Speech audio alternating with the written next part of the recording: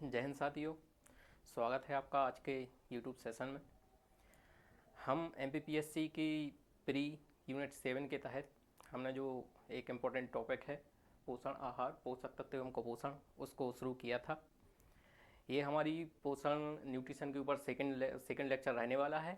ठीक, इससे पहले हम एक लेक्चर और आ चुका है इससे पहले। उसमें हमने क्या है, जो न्यूट्रिशन का बेसिक था उसको हमने पढ़ा था। उसमें हमने पोषण क्या होता है, आहार क्या होता है, पोषक तत्व क्या होते हैं, ये सब देखा था। इनकी डेफिनेशंस वगैरह देखी थी। तो अगर आपने वो वाला लेक्चर नहीं देखा है तो आप एक बार जाएं, पहले वो लेक्चर देखें, उसके बाद हम आगे कंटिन्यू करेंगे। ठीक, देखो कभी कभी क्या होता है, हम कुछ ज़्यादा पढ़ने के चक्कर में रह जाते हैं। लेकिन कभी कभी पीएससी का आपने ट्रेंड देखा हो, पीएससी कभी कभी बिल्कुल सरल क्वेश्चन पूछ लेता है। जैसे आपसे सीधा क्वेश्चन पूछ लेगा कि संतुलित आहार क्या है, ठीक, पूर्ण आहार क्या है। तो इस टाइप के क्वेश्चन पीएससी पूछ लेता है। तो आप एक बार उस लेक्चर को ज़रूर देखें। वो हमने बिल्कुल बेसिक से शुरू किया था। उसमें हमने इसकी क्या है, संतुलित आहार क्या है, पोषण क्या है, इन सब की डेफिनेशंस वगैरह देखी थी और कुछ इंपॉर्टेंट टर्म भी हमने देखी थी। ठीक, कल का जो लेक्चर हमने एंड किया था वो हमने पोषक तत्वों पर एंड किया था। पोषक तत्व हमने पढ़े थे। पोषक तत्वों का हमने विभाजन देखा था। पोषक तत्वों को हम दो भागों में बांटते हैं, एक तो बृहद पोषक तत्व और दूसरा सूक्ष्म पोषक तत्व। बृहद पोषक तत्व में हमने तीन चीज़ें देखी थी, कार्बोहाइड्रेट, वसा एवं प्रोटीन। और जो सूक्ष्म पोषक तत्व होते हैं उसके अंदर हमने दो चीज़ें देखी थी, एक तो विटामिन और दूसरा क्या, मिनरल्स। तो आज हम बृहद पोषक तत्वों को डिटेल में पढ़ने वाले हैं। तो चलिए शुरू करते हैं। सबसे पहले हम किसको शुरू, क्या देखिए टॉपिक लेके चल रहे हैं आज। आज हम कार्बोहाइड्रेट्स के बारे में पढ़ेंगे। तो सबसे पहले तो हम ये देख लेते हैं कि कार्बोहाइड्रेट हमारे लिए इम्पोर्टेंट कितना है। क्योंकि हमारे शरीर में जो मैंने आपको जैसे कल के लेक्चर में बताया था कि हम अपना जितना टोटल कैलोरी ले रहे हैं उसमें हमें कम से कम 45 से 65% किस चीज़ की आवश्यकता पड़ती है, कार्बोहाइड्रेट की आवश्यकता पड़ती है। तो सबसे पहले तो हम यही देख लेते हैं कार्बोहाइड्रेट्स हमारे शरीर में आता कहाँ से है। तो सबसे पहले हम इसकी अगर सोर्स की चर्चा करें, क्या इसके हम सोर्स देखें,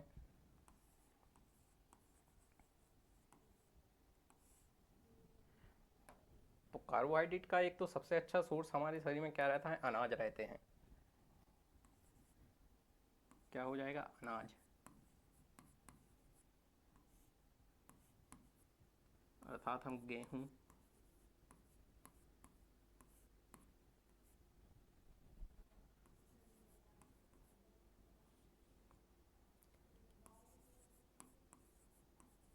चावल हो गया आपका, मक्का हो गया, बाजरा हो गया, ठीक, ये सब किसके सोर्स हैं,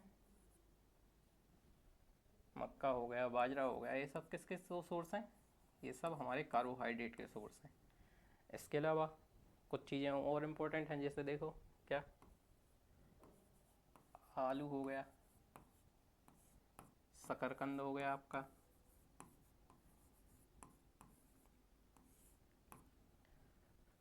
या फिर हम कहें तो गन्ना हो गया। ये सब भी किसके सोर्स हैं, इनमें भी कार्बोहाइड्रेट पाया जाता है। इसके अलावा और क्या इसके सोर्स हैं इम्पोर्टेंट, फल हो गए। जितने भी हम मीठे फल खाते हैं उसमें क्या पाई जाती है, शर्करा पाई जाती है। फलों में शर्करा होती है, इस कारण भी वो मीठे लगते हैं। तो ये भी किसके सोर्स हैं, हमारे कार्बोहाइड्रेट के सोर्स हैं। इसके अलावा और इसके सोर्स हम देखें तो और क्या देख सकते हैं, दूध हो गया, या फिर शहद हम देखें,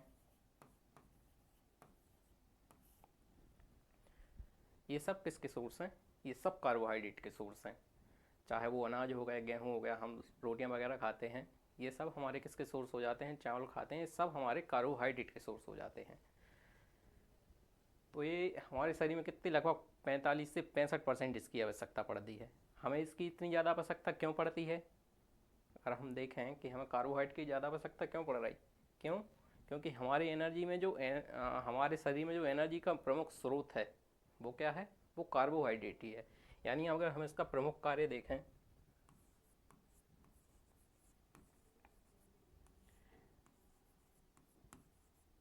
इसका प्रमुख कार्य क्या होता है, ये शरीर में ऊर्जा का क्या है, प्रमुख स्रोत है।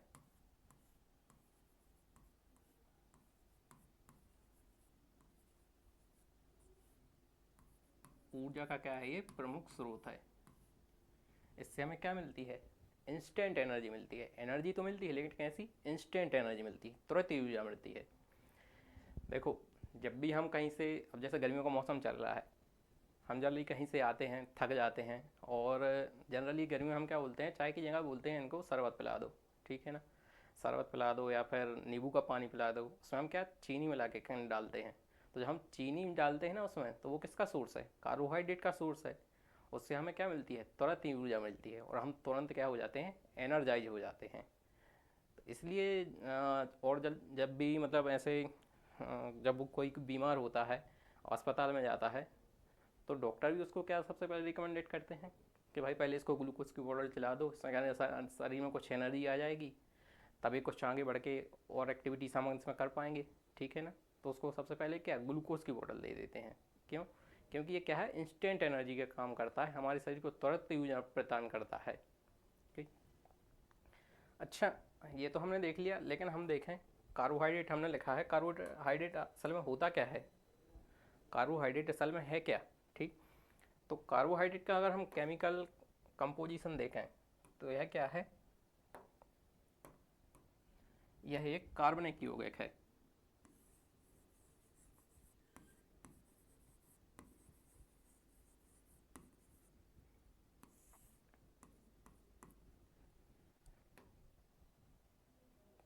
कार्बोहाइड्रेट क्या है? एक कार्बनिक यौगिक है।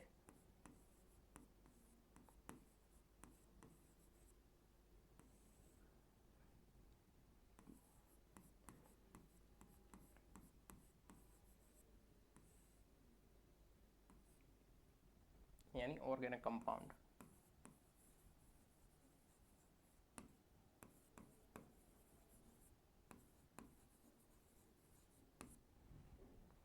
भाई जब हमने पोषक तत्व पढ़ा था, पोषक तत्व को जो हमने डेफिनेशन देखी थी, उसमें हमने क्या देखा था? पोषक तत्व एक प्रकार के रासायनिक पदार्थ हैं। तो ये कैसा रासायनिक पदार्थ है? यह एक प्रकार का क्या है? कार्बनिक यौगिक है। कार्बनिक यौगिक मतलब ये तीन चीज़ों से मिलकर बना होगा आपका। कौन कौन सी?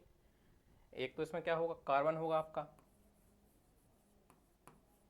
दूसरा इसमें क्या होगा? हाइड्रोजन होगा। और तीसरा इसमें क्या होगा? ऑक्सीजन होगा। कौन कौन सी तीन चीज़ें होंगी इसमें? एक तो कार्बन होगा, दूसरा क्या होगा? इसमें ऑक्सीजन होगा, तीसरा इसमें क्या होगा? हाइड्रोजन होगा। अच्छा, और ये ना, जो हमारे कार्बोहाइड्रेट होते हैं, इनमें CHO यानी कार्बन, हाइड्रोजन और ऑक्सीजन एक निश्चित अनुपात में उपस्थित रहते हैं। अगर हम कार्बोहाइड्रेट की बात करें, तो इसमें जो कार्बन, हाइड्रोजन और ऑक्सीजन का जो रेशो रहता है, वो एक निश्चित रहता है। ये कार्बोहाइड्रेट में किस रेशो में मिलते हैं? 1:2:1 के रेशो में मिलते हैं। यानी एक अधिक आपका कार्बन, हाइड्रोजन, कार्बन मॉलिक्यूल उपस्थित है, तो दो आपके हाइड्रोजन होंगे, और एक आपका अणु का किसका होगा? एक अणु आपका ऑक्सीजन का होगा। कैसे? जैसे हम यदि एग्जाम्पल देखें,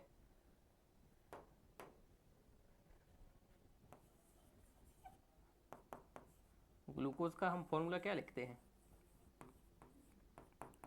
ग्लूकोज का जो केमिकल फॉर्मूला होता है वो होता है C6H12O6।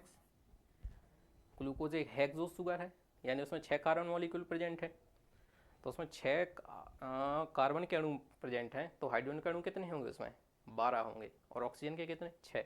यानी उसमें प्रोपोर्शन क्या रहेगा? हमेशा कार्बोहाइड्रेट जितने भी हमारे रहेंगे, उसमें हमें जो कार्बन, हाइड्रोजन और ऑक्सीजन का जो प्रोपोर्शन देखने को मिलता है, अनुपात देखने को मिलता है, वो हमेशा 1:2:1 के रेशो में देखने को मिलता है। इसमें भी देखो वही अनुपात निकल के आ रहा है, 1:2:1 का रेशो निकल के आएगा ग्लूकोज के फॉर्मूला में भी, ठीक है। तो हमारे जितने भी कार्बोहाइड्रेट रहते हैं, ये क्या हैं? एक प्रकार के कार्बनिक कंपाउंड हैं, जिसमें कार्बन, हाइड्रोजन और ऑक्सीजन का रेशो क्या होता है? तो ये 1:2:1 के रेशो में होता है। यानी इसका हम यदि केमिकल फॉर्मूला देखें कार्बन का, तो इसकी केमिकल कंपोजिशन क्या हो जाएगा? CnH2n और ON। एन यहाँ पर क्या हो जाएगी? अणुओं की संख्या हो जाएगी। वो समझने वाली बात है, आप समझ जाएंगे होंगे, ठीक है ना। तो यहाँ कार्बन, हाइड्रोजन, ऑक्सीजन किस अनुपात में मिलेंगे? 1:2:1 के रेशो में मिलेंगे, हमने क्या क्या देख लिया। सबसे पहले तो हमने उस कार्बोहाइड्रेट के सोर्स देख लिए कि हमारे शरीर में आते कहाँ से हैं, इसकी हमें आवश्यकता इतनी ज़्यादा क्यों पड़ती है। हमने देखा 45 से 65% हम कार्बोहाइड्रेट ले रहे हैं, तो हम इसकी आवश्यकता इतनी ज़्यादा क्यों है? क्योंकि हमारे शरीर में एनर्जी का प्रमुख स्रोत है। क्या है? एनर्जी का प्रमुख स्रोत है। अच्छा, एनर्जी की हम बात कर रहे हैं तो ये हमें एनर्जी इससे कितनी प्राप्त होती है?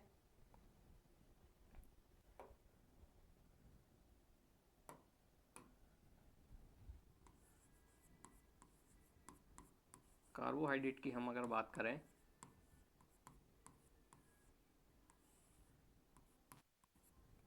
कार्बोहाइड्रेट को हमने क्या लिखा?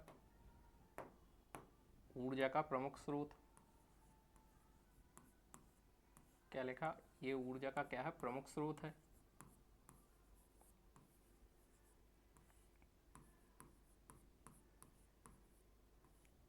लेकिन हमें इससे एनर्जी मिलती कितनी है? ठीक, तो हमें इससे एनर्जी प्राप्त होती है, वह कितनी होती है? इससे हमें लगभग 4 किलो कैलोरी, 4 किलो कैलोरी ऊर्जा प्राप्त होती है। ये एक इम्पोर्टेंट डाटा है, इसको आप क्या रखेंगे? याद रखेंगे।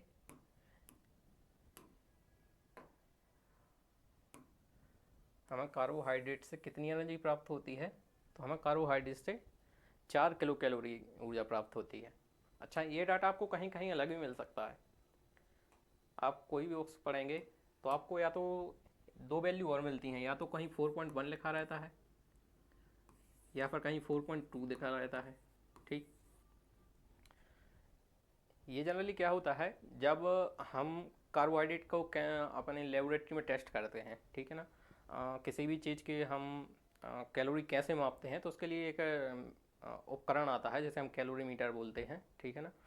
तो उसमें जब हम टेस्ट करते हैं तो उसमें क्या रहते हैं, हम ऑप्टिमम कंडीशन रखते हैं, ठीक है ना भाई। हम देखते हैं, आपने केमिकल रिएक्शन पढ़ी होंगी, यदि केमिकल रिएक्शन को ऑप्टिमम कंडीशन में अगर की जाती है तब हमें उसका बेटर रिजल्ट मिलता है। तो वही बात कैलोरीमीटर में भी होती है कि वहाँ पर ऑप्टिमम कंडीशन होती है, तो वहाँ पर हमें 4.1 या 4.2 वैल्यू मिल जाती है कार्बोहाइड्रेट पे। क्या है? ऑक्सीडेशन पर। कार्बोहाइड्रेट का हम ऑक्सीडेशन अगर कैलोरीमीटर में करेंगे तो हमें कितनी 4.2 की वैल्यू मिल सकती है। लेकिन हम अपने क्या शरीर की बात करें तो हमारे शरीर में चूंकि उतनी ऑप्टिमम कंडीशन नहीं होती हैं, तो हमें लगभग कितनी 4 किलो कैलोरी ऊर्जा ही प्राप्त होती है। हालांकि परीक्षा में ऐसे ऑप्शन नहीं आएंगे, परीक्षा में आपसे 4.2 या फिर 4 ही ऑप्शन में रहेगा, तो आप इनमें से कोई भी एक आंसर टिक कर सकते हैं। ठीक, आगे बढ़ते हैं। आगे हम क्या देखते हैं? आगे हम इनका क्लासिफिकेशन देख लेते हैं कार्बोहाइड्रेट्स का।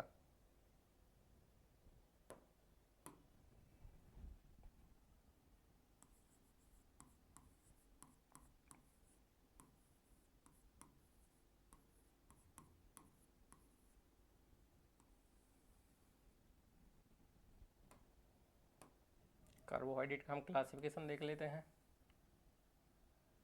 कार्बोहाइड्रेट को जनरली कितने 3 भागों में बांटा जाता है, कौन कौन से देखते हैं।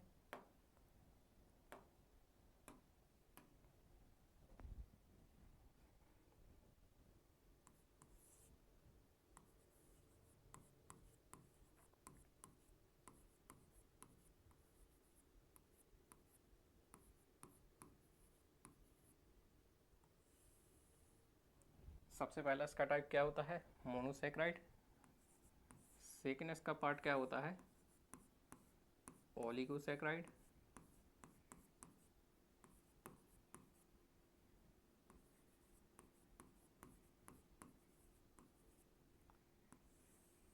और थर्ड इसका टाइप क्या होता है? पॉलीसेक्राइड।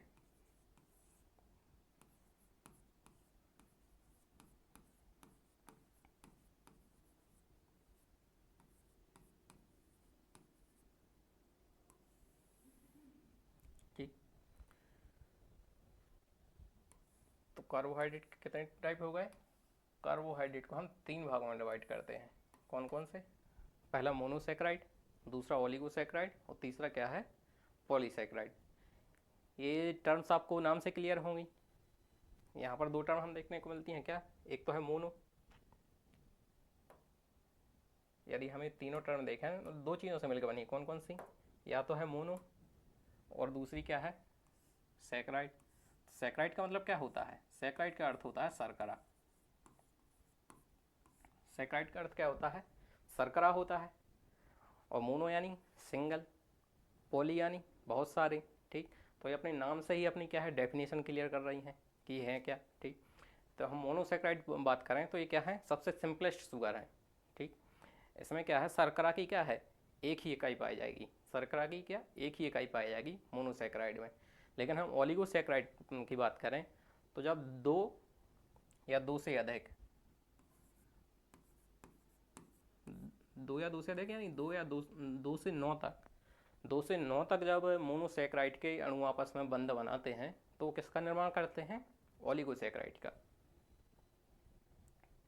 दो से नौ अणु,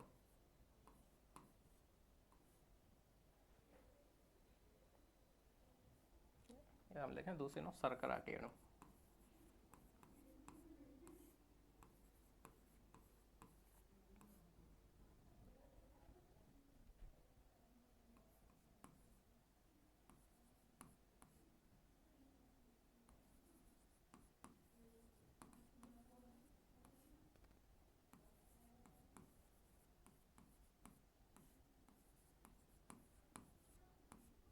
ठीक, ये तीनों की डेफिनेशन क्या है, नाम से क्लियर है। सेक्राइड का अर्थ क्या होता है? शर्करा। मोनोसेक्राइड क्या हो जाएगी, ये हमारी सिंपलेस्ट शुगर हो जाएगी। इसमें क्या है, शर्करा का केवल एक ही अणु उपस्थित रहेगा।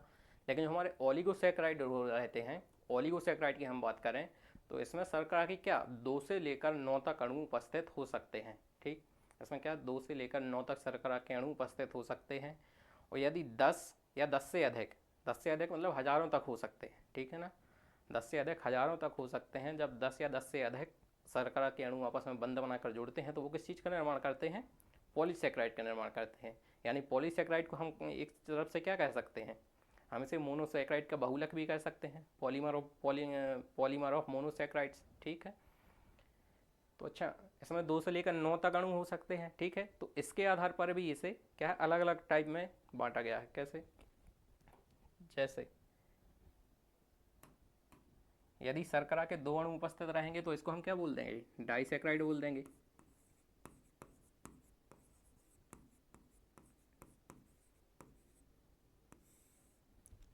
शर्करा के तीन अणु उपस्थित हों तो इसे हम ट्राइसेक्राइड बोल देंगे।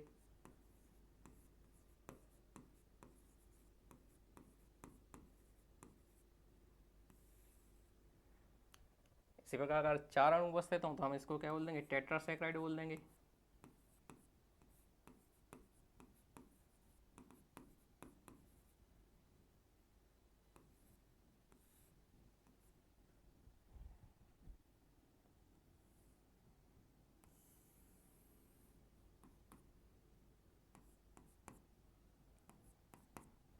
ओलिगोसेक्राइड को क्या है, ओलिगोसेक्राइड में हम जितने भी उसमें शर्करा के अणु उपस्थित हैं उस आधार पर उसका नामकरण कर दिया जाता है। जैसे शर्करा के यदि दो अणु उपस्थित हैं तो हम उसे क्या बोल देते हैं, डाइसेक्राइड बोल देते हैं। यदि उसमें तीन अणु उपस्थित हैं तो हम उसे ट्राइसेक्राइड बोल देते हैं। चार अणु उपस्थित हैं तो हम उसे टेट्रासेक्राइड बोल देते हैं। इसी प्रकार से पाँच हैं, छः हैं तो उसे पेंटा और हेक्सा बोल देते हैं, हेप्टा बोल देते हैं सात को। ठीक, इस प्रकार से ये क्या है, इनके नामकरण हो जाते हैं। हालांकि ये अपने लिए ज़्यादा इंपॉर्टेंट है नहीं, हमें मेनली किस पे फोकस करना है, हम मोनोसेक्राइड के एग्जाम्पल याद रखना है, डाइसेक्राइड के एग्जाम्पल याद रखना है चूँकि इंपॉर्टेंट है, और हमें पॉलीसेक्राइड के एग्जाम्पल याद रखना है। ठीक, लेकिन फिर भी यदि आपसे क्वेश्चन पूछें तो इसके दो एग्जाम्पल आप याद रखें। ठीक है, ट्राइसेक्राइड का एक अच्छा एग्जाम्पल क्या हो जाता है, रेफिनोज।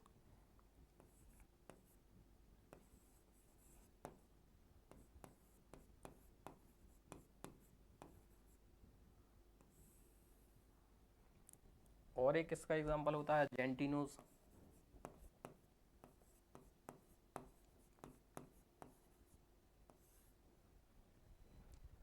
टेट्रासेक्राइड का एक अच्छा एग्जाम्पल हो जाता है स्टेकायोज।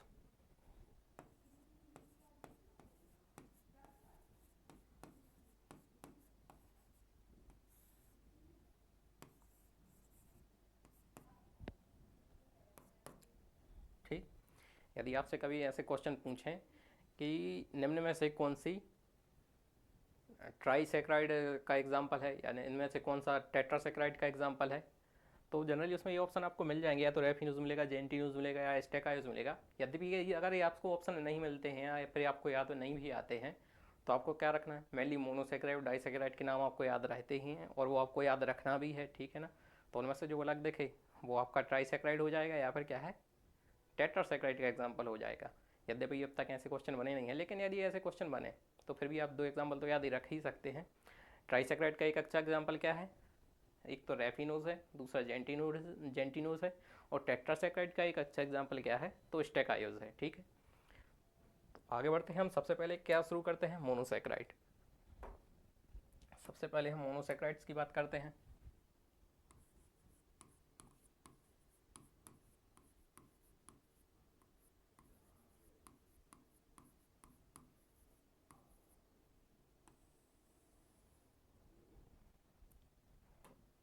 हम सबसे पहले किसकी बात करने वाले हैं, मोनोसेक्राइड की, ठीक। तो सबसे पहले अगर हमें एग्जाम्पल देखें इनके, उससे पहले हम देख लेंगे ये होते क्या है। तो ये क्या है, सरलतम शर्करा है। ये क्या है, आपका शर्करा का कैसा रूप है, सरलतम। ये क्या है, आपकी सरलतम शर्करा है।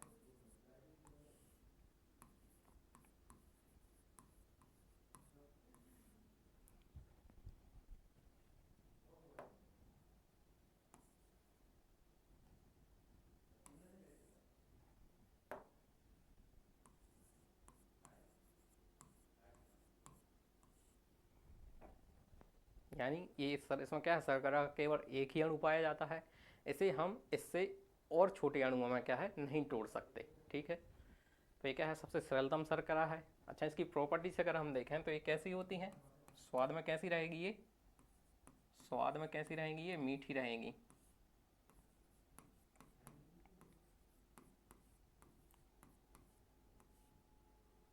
और इसकी एक प्रॉपर्टी क्या होती है, ये क्या होती हैं, जल में घुलनशील होती हैं।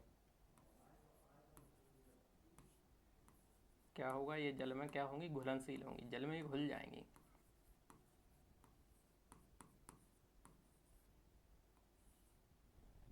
तो मोनोसैकेराइड्स क्या है, ये बिल्कुल सरलतम शर्करा है, सिंपलेस्ट शुगर इनको हम बोलते हैं, ठीक। और ये स्वाद में कैसी होती हैं, मीठी होती हैं, जल में क्या होती हैं, घुलनशील होती हैं।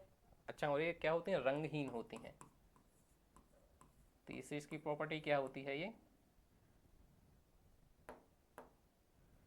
रंगहीन होती हैं, ठीक।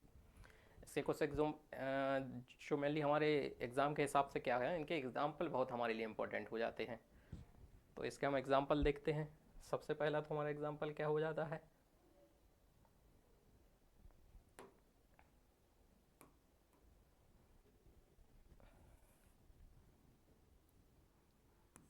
इनके एग्जाम्पल की यदि हम बात करें, सबसे पहला हमारा एग्जाम्पल क्या हो जाता है, ग्लूकोज।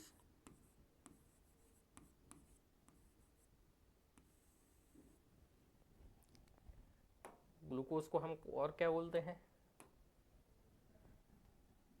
इसके आपको दो नाम और याद रखना है।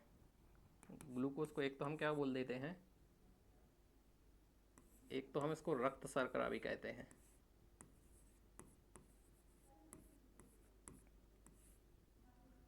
और दूसरा इसका नाम क्या है, इसको हम कोशिकीय ईंधन भी कहते हैं।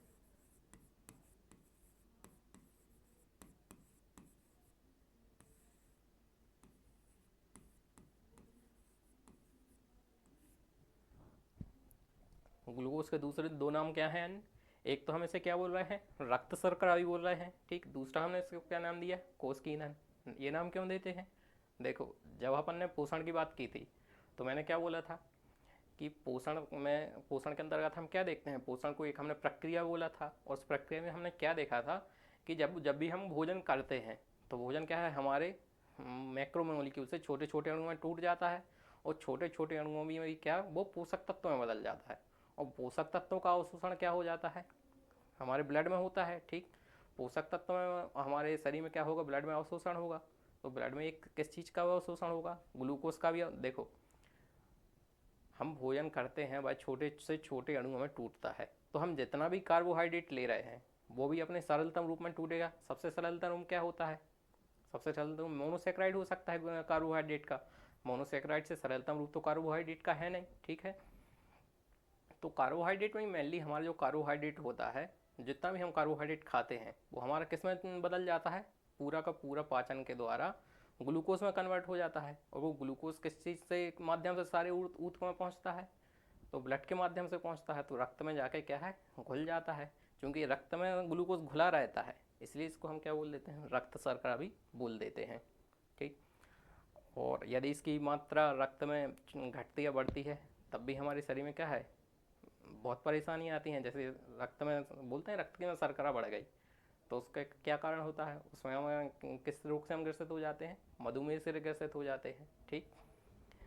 इसलिए हम इसको क्या बोलते हैं, ग्लूकोज को रक्त शर्करा भी बोलते हैं। दूसरा हमने इसको क्या बोला, कोशिकीय ईंधन बोला, सेलुलर फ्यूल भी बोलते हैं। ईंधन का काम क्या है, ईंधन भाई हम गाड़ियों में किस चीज़ के लिए उपयोग करते हैं, ऊर्जा के लिए। तो ग्लूकोज भी हमारे शरीर में क्या है, हमारे शरीर में ग्लूकोज ऊर्जा का प्रमुख माध्यम है, ठीक। हम जितना भी कार्बोहाइड्रेट ले रहे हैं वो अपनी सिंपलेस्ट फॉर्म में टूटेगा, सिंपलेस्ट फॉर्म में भी किस में टूटेगा, ग्लूकोज में टूटेगा।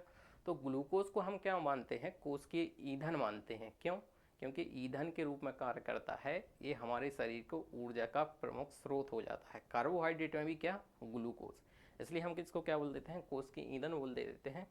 हालांकि आपने पढ़ा होगा जब इसका क्या है, ग्लूकोज का ऑक्सीजन जब श्वसन के माध्यम से जब हम श्वसन पढ़ेंगे तब उसमें हम पढ़ेंगे कि ग्लूकोज का ऑक्सीडेशन होगा, ठीक है। तो माइटोकॉन्ड्रिया में क्या है, इससे एटीपी और एनएडीपीएच के रूप में क्या है, एनर्जी बनती है।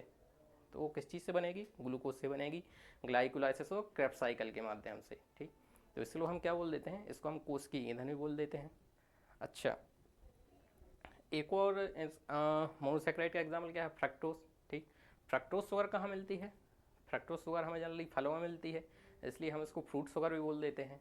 लेकिन एक एग्जांपल आपको याद रखना है, अंगूर में जो हमें शर्करा मिलती है ना, वो मेनली ग्लूकोज होती है। हालांकि उसमें थोड़ी मात्रा में फ्रक्टोज भी उपस्थित रहता है, लेकिन उसमें जो मेन कंटेंट रहता है हमारे ग्रेप्स में, वो क्या रहता है, ग्लूकोज रहता है। इसलिए हम इसको क्या बोल देते हैं, ग्रेप शुगर भी बोल देते हैं। ग्लूकोज का हमने एक नाम और क्या देख लिया, इसको हम ग्रेप शुगर भी बोल देते हैं। ग्रेप शुगर यानी अंगूर शर्करा।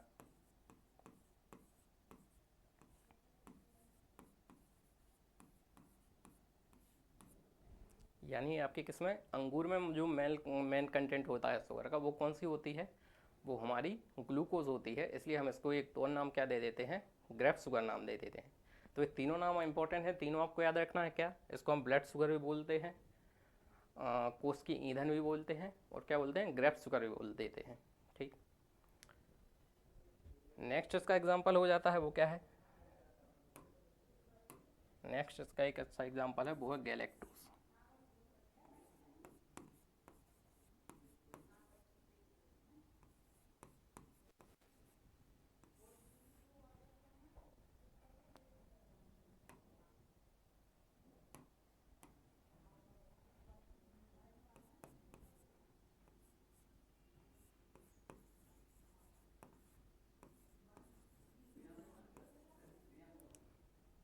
नेक्स्ट इसका एग्जाम्पल क्या है, गैलेक्टोज है। गैलेक्टोज का एक दूसरा नाम हमने क्या देखा, गैलेक्टोज को हमने एक दूसरा नाम देखा, नर्व शुगर। इसको नर्व शुगर क्यों बोलते हैं वो देखते हैं। देखो क्या रहता है, हमारी जो नर्व सेल्स रहती हैं, नर्व सेल्स का यदि आपने स्ट्रक्चर देखा हो, नर्व सेल्स कुछ इस प्रकार की होती हैं,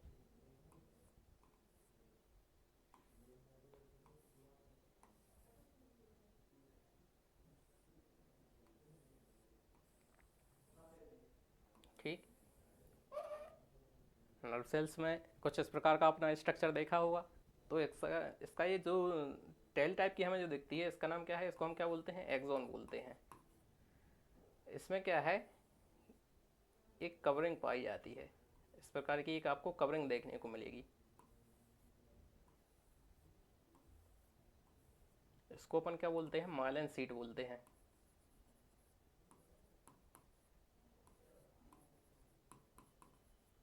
इसको अपन क्या बोलते हैं, माइलिन शीट बोलते हैं। ये जो माइलिन शीट होती है, यानी एक्सोन की जो कवरिंग होती है, वो किस चीज़ की बनी होती है, वो मेनली उसमें कंपोनेंट होता है, उसमें वो गैलेक्टोज होता है, ठीक। क्या है, हमारी जो नर्व सेल्स रहती हैं, नर्व सेल्स में जो हमारा एक्सोन वाला पार्ट रहता है, एक्सोन की जो कवरिंग होती है उसको हम क्या बोलते हैं, माइलिन शीट बोलते हैं। और माइलिन शीट का जो मेन कंपोनेंट होता है, माइलिन शीट किसकी बनी होती है, तो वो किसकी बनी होती है, गैलेक्टोस की बनी होती है। यानी नर्व सेल का एक्सोन किस, नर्व सेल के एक्सोन की कवरिंग किसकी बनी होती है, गैलेक्टोस की बनी होती है। इस कारण से हम जो गैलेक्टोस है उसको क्या बोल देते हैं, नर्व शुगर भी बोल देते हैं। ठीक। अच्छा, आपने दुग्ध शर्करा का भी नाम सुना होगा, मिल्क शुगर।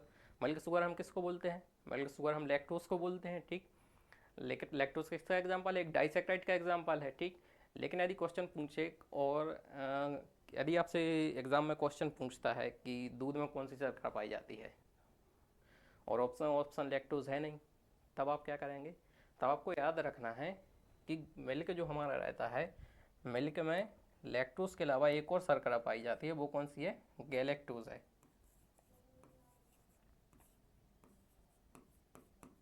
कौन सी, दूध में हमें लैक्टोज के अलावा एक और शर्करा मिलती है जिसको हम क्या बोलते हैं, गैलेक्टोज बोलते हैं। ठीक। तो ये आपको याद रखना है। लेकिन ये भी याद रखना है, जो मिल्क शुगर रहती है, मिल्क शुगर हम मेनली किसको बोलते हैं, मिल्क शुगर हम लैक्टोज को ही बोलते हैं, गैलेक्टोज को नहीं बोलते। लेकिन मिल्क में हमें लैक्टोज के अलावा क्या है, गैलेक्टोज ही मिलती है। ठीक। नेक्स्ट एग्जांपल इसका देखते हैं। नेक्स्ट इसका अच्छा एग्जांपल है, वो क्या है, फ्रक्टोज।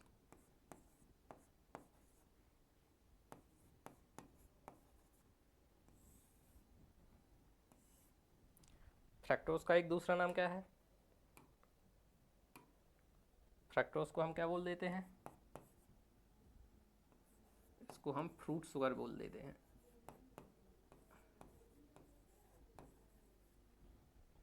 फ्रूट शुगर या फिर क्या बोले, फल शर्करा।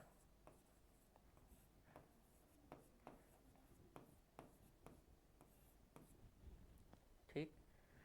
फ्रक्टोज का दूसरा नाम क्या है, इसको हम क्या बोलते हैं, फल शर्करा बोल देते हैं। क्यों, क्योंकि मेनली हमारे जितने भी फ्रूट्स हैं उसमें मेन कंपोनेंट जो वो मीठे लगते हैं ना, वो किस कारण से लगते हैं, वो फ्रक्टोज के कारण लगते हैं।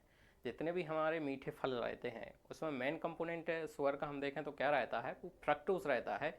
इसलिए हम इसको क्या बोल देते हैं, फ्रक्टोज को हम फ्रूट शुगर भी बोल देते हैं। ठीक। लेकिन आपको याद रखना है, अंगूर का हमने एग्जांपल देखा था, अंगूर में हमें क्या मिलता है, अंगूर में फ्रक्टोज मिलता है, हालांकि उतनी मात्रा में नहीं रहता, लेकिन अंगूर में जो मेन कंपोनेंट हमारा क्या रहता है, अंगूर में हमारा मेन कंपोनेंट ग्लूकोज रहता है, इसलिए ग्लूकोज को हम ग्रेप शुगर बोलते हैं। ठीक। लेकिन जो हमारी फ्रूट शुगर है वो कौन सी है, तो वो है फ्रक्टोज।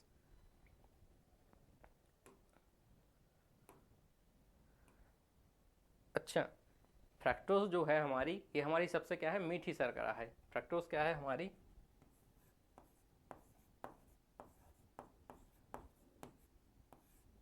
एक इम्पोर्टेंट फैक्ट है, आप याद रखेंगे कि सबसे मीठी प्राकृतिक शर्करा, सबसे मीठी प्राकृतिक शर्करा कौन सी है, सबसे मीठी प्राकृतिक शर्करा हमारी कौन सी है, तो वो फ्रक्टोज ही है।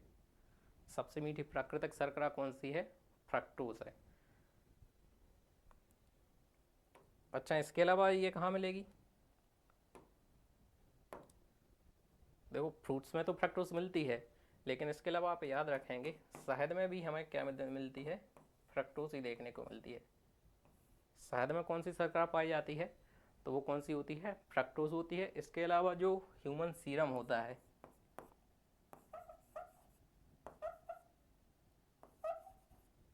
ह्यूमन सीमन,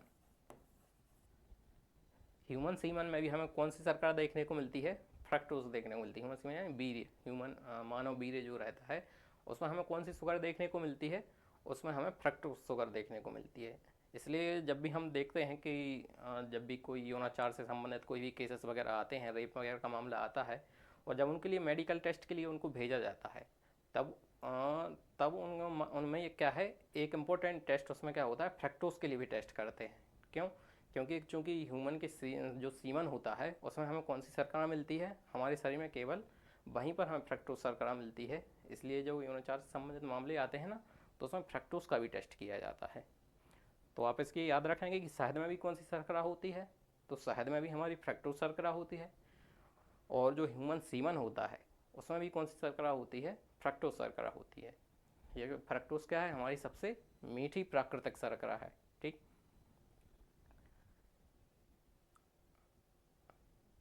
अच्छा, ये तो हमारे कुछ मेन एग्जांपल हो गए। ठीक, इसके अलावा भी मोनोसेक्राइड के हम देखें कुछ एग्जांपल और हैं, हो सके तो आप इसके भी नाम याद रख सकते हैं। एक तो इसका एग्जांपल क्या है? जाइलोज।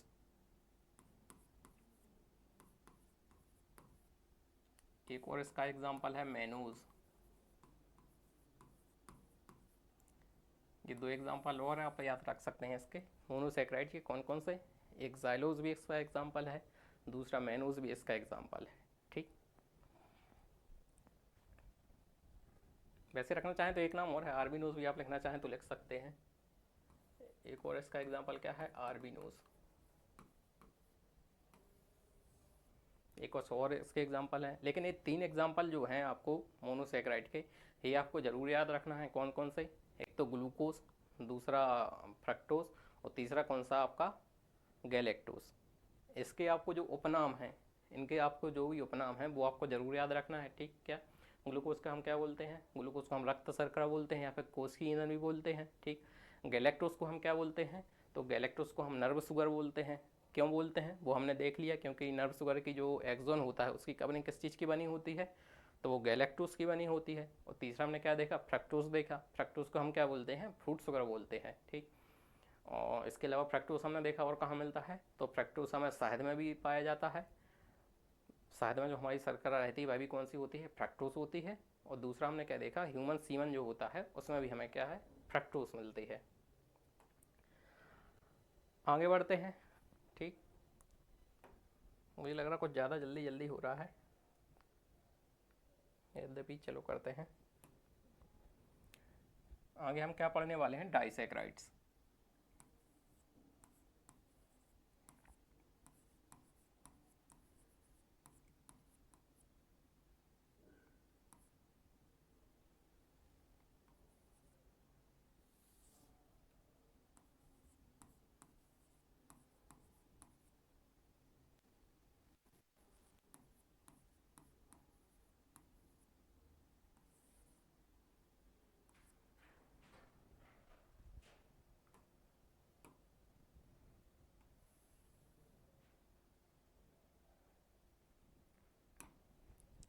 ठीक, हम क्या पढ़ने वाले हैं? डाइसेक्राइड्स। डाइसेक्राइड्स के भी कुछ गुण देख लें। तो ये भी क्या है? डाइसेक्राइड किस चीज़ से मिलकर बने होंगे? दो मोनोसेक्राइड की यूनिट से मिले होंगे। तो इसमें कितने शर्करा के कितनी अणु होते हैं? शर्करा के दो अणु होते हैं इसमें। शर्करा के दो अणु मिलकर क्या बनाते हैं?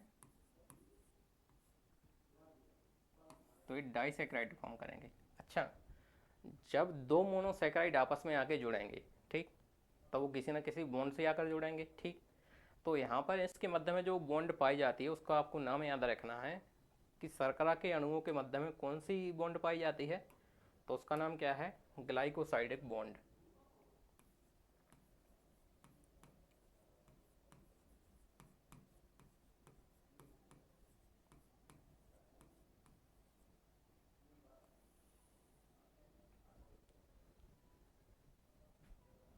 ग्लाइकोसाइडिक बॉन्ड,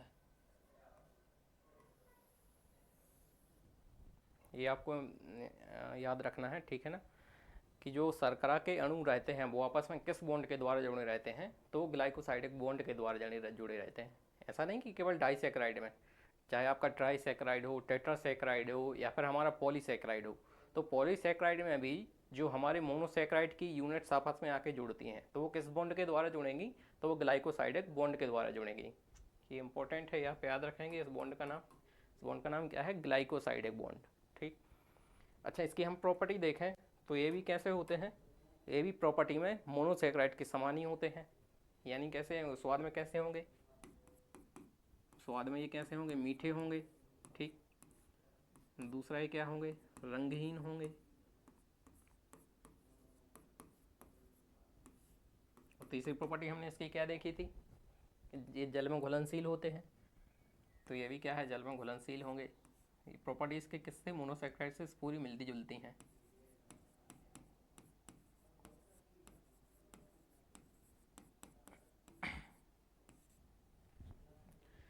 तो डाइसैकेराइड क्या है? जब मोनोसैकेराइड के दो अणु आपस में ग्लाइकोसाइडिक बंध के द्वारा जुड़ जाते हैं तो वो क्या बनाते हैं? डाइसैकेराइड का निर्माण करते हैं। ठीक, डाइसैकेराइड क्या होते हैं? ये भी स्वाद में मीठे होते हैं, रंगहीन होते हैं और जल में कैसे होते हैं? ये घुलनशील होते हैं। ठीक, इसके हम इम्पोर्टेंट एग्जाम्पल देखते हैं। ठीक, इसके कुछ इंपॉर्टेंट एग्जाम्पल क्या हो जाते हैं? सबसे पहले तो हमारा हो जाता है माल्टोस।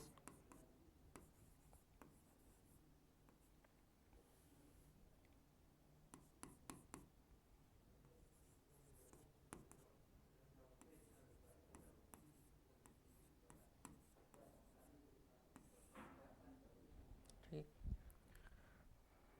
माल्टोस को हम दूसरा नाम एक क्या देते हैं? इसको हम क्या बोल देते हैं? माल्ट शुगर भी बोल देते हैं, या फिर माल्ट शर्करा बोल देते हैं। क्या बोल देते हैं? माल्ट शर्करा बोल देते हैं। क्यों? क्योंकि एक ऐसी चीज़ उपस्थित रहती है जो आपका जौ रहता है, यानी बारले, जौ में उपस्थित रहने के कारण इसको हम क्या बोलते हैं? माल्ट शुगर बोलते हैं, जौ में। अच्छा, एक चीज़ और आपको याद रखना है, जो हमारे अंकुरित अनाज होते हैं, ठीक, हम रात में कुछ अनाज वगैरह रख देते हैं पानी में, वो सुबह होकर अंकुरित हो जाते हैं, तो उसमें हमें जो आपको वो स्वाद में आपका भी खाना तो आपको थोड़े मीठे मीठे लगेंगे, तो उसमें मीठापन किस कारण से आता है? तो वो उसमें भी मीठापन किसके कारण से आता है? माल्टोस के कारण आता है। तो आपको याद रखना है, अंकुरित अनाज जो होते हैं उसमें कौन सी शर्करा पाई जाती है? अंकुरित हमारे अनाज होते हैं उसमें कौन सी शर्करा पाई जाती है? उसमें माल्टोस पाई जाती है। ठीक, अच्छा, ये डाइसैकेराइड है, यानी मोनोसैकेराइड की दो यूनिट से मिलकर बना है। ठीक है ना? तो इसमें मोनोसैकेराइड की कौन कौन सी यूनिट जुड़ी होती हैं? ठीक, तो मोनोसैकेराइड किस चीज़ से मिलकर बना होता है? ग्लूकोज के दो अणुओं से, यानी ये किससे मिलकर बनेगा? Glucose plus glucose.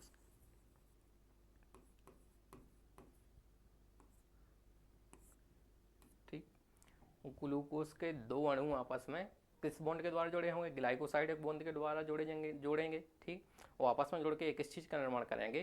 तो ये माल्टोस का निर्माण करेंगे। इसको हमने दूसरा नाम क्या दिया? इसको हमने माल्ट शुगर भी नाम दिया। ठीक, नेक्स्ट इसका एक इंपॉर्टेंट एग्जाम्पल हो जाता है, वो क्या हो जाता है? गैलेक्टोस। नेक्स्ट इसका अच्छा एग्जाम्पल क्या है? गैलेक्टोस।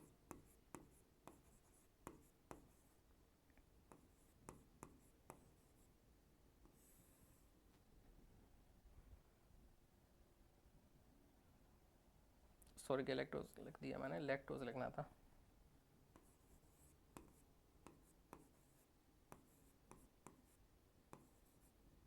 सेकेंड इसका एग्जाम्पल क्या है? लैक्टोस। लैक्टोस कौन सी दो यूनिटों से मिलकर बना है? ठीक, तो लैक्टोस जो हमारा होता है उसमें एक अणु तो आपका किसका रहता है? ग्लूकोज का,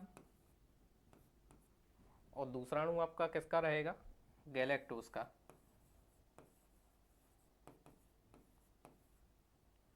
तो ग्लूकोज और गैलेक्टोस आपस में जुड़कर किस चीज़ का निर्माण करते हैं? तो लैक्टोस का निर्माण करते हैं। लैक्टोस का एक दूसरा नाम क्या हो जाता है? इसको हम मिल्क शुगर भी बोल देते हैं। इसको हम क्या बोल देते हैं? मिल्क शुगर भी नाम दे देते हैं,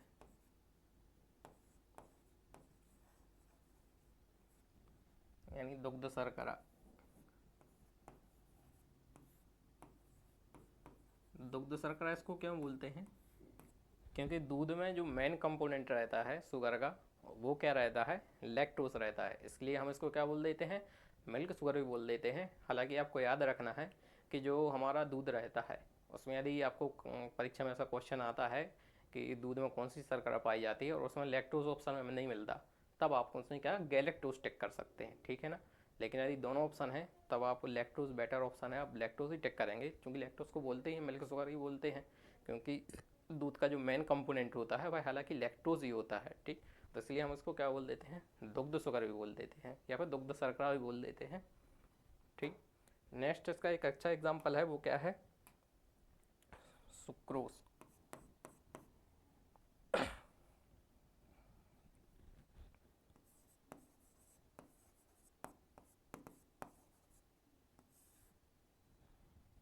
नेक्स्ट इसका एग्जांपल क्या हो गया, सुक्रोज।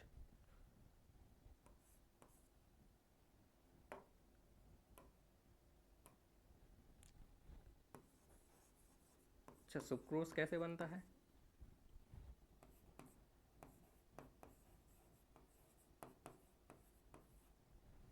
तो सुक्रोज में कौन सी दो यूनिट पाई जाती है मोनोसेक्राइड की? एक तो ग्लूकोज रहता है और दूसरी इसमें यूनिट क्या रहती है मोनोसेक्राइड की? तो दूसरी यूनिट इसमें फ्रक्टोज की पाई जाती है। तो ग्लूकोज और फ्रक्टोज जब आपस में ग्लाइकोसाइड बॉन्ड के द्वारा जुड़ेंगे तब वो किस चीज़ का निर्माण करेंगे, सुक्रोज का निर्माण करेंगे। देखो, इस बॉन्ड का नाम मैं इसलिए बार बार ले रहा हूँ ताकि आपको याद हो जाए। ठीक, ये इंपॉर्टेंट आपको बॉन्ड है, याद रखना है, क्योंकि यदि परीक्षा में ऐसा क्वेश्चन पूछता है आपको कि शर्करा के अणु आपस में किस बॉन्ड के द्वारा जुड़े होते हैं, तो वो कौन सी बॉन्ड है, ग्लाइकोसाइडिक बॉन्ड है। ठीक है ना। तो सुक्रोज जो हमारा है वो किन दो अणुओं से मिलकर बनेगा? एक तो यूनिट हमारी किसकी रहेगी, एक अणु हमारा ग्लूकोज का और दूसरा अणु हमारा किसका रहेगा, वो फ्रक्टोज का रहेगा। ठीक, सुक्रोज को हम एक दूसरा नाम क्या दे देते हैं, इसको हम और दूसरा नाम क्या देते हैं, इसको हम कैन शुगर भी बोल देते हैं।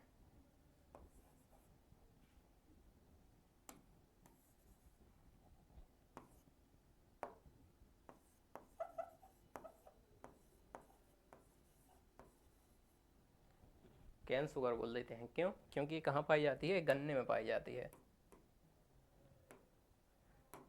गन्ने में पाई जाती है, इसलिए हम इसको दूसरा नाम क्या देते हैं, कैन शुगर भी नाम देते हैं। ठीक, अच्छा, इसको एक नाम और देते हैं, क्या? इसको हम क्या बोलते हैं, टेबल शुगर भी बोल देते हैं। यानी जो साधारण शर्करा रहती है जो हम नॉर्मली हमारे घरों में यूज करते हैं, या फिर हम चाय में जो हम अपने हमारी शर्करा जो रहती है, तो चाय में जो हम शर्करा यूज करते हैं वो कौन सी होती है, वो सुक्रोज ही होती है। ठीक, तो इसको हम क्या बोल देते हैं, टेबल शुगर भी बोल देते हैं।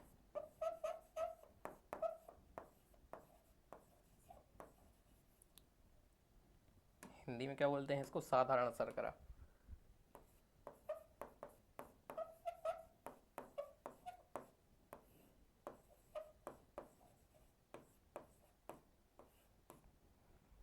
टेबल शुगर क्यों बोलते हैं?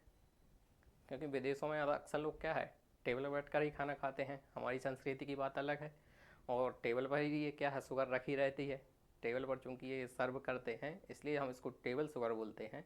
लेकिन ये क्या है, ये साधारण शर्करा है, यानी जो हम अपने घरों में नॉर्मली यूज शक्कर ये जो हम यूज करते हैं वो कौन सी होती है, तो वह सुक्रोज होती है। ठीक, सुक्रोज कैसे बनता है, तो एक अणु इसमें ग्लूकोज का पाया जाता है और दूसरा अणु इसमें कौन सा जुड़ा होता है, दूसरा अणु इसमें फ्रक्टोज का जुड़ा होता है। ठीक, तो इसके दो नाम क्या हमने देख लिए, एक तो कैन शुगर भी हमने इसको नाम देख लिया, क्यों? क्योंकि गन्ने में हमें कौन सी शर्करा मिल रही है, तो वो सुक्रोज मिल रही है, और दूसरा हमने इसका नाम क्या देख लिया, टेबल शुगर भी देख लिया।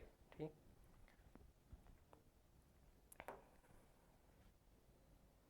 अच्छा, इसके कुछ और एग्जाम्पल आपको याद रखना हो तो वो भी आप लिख लें।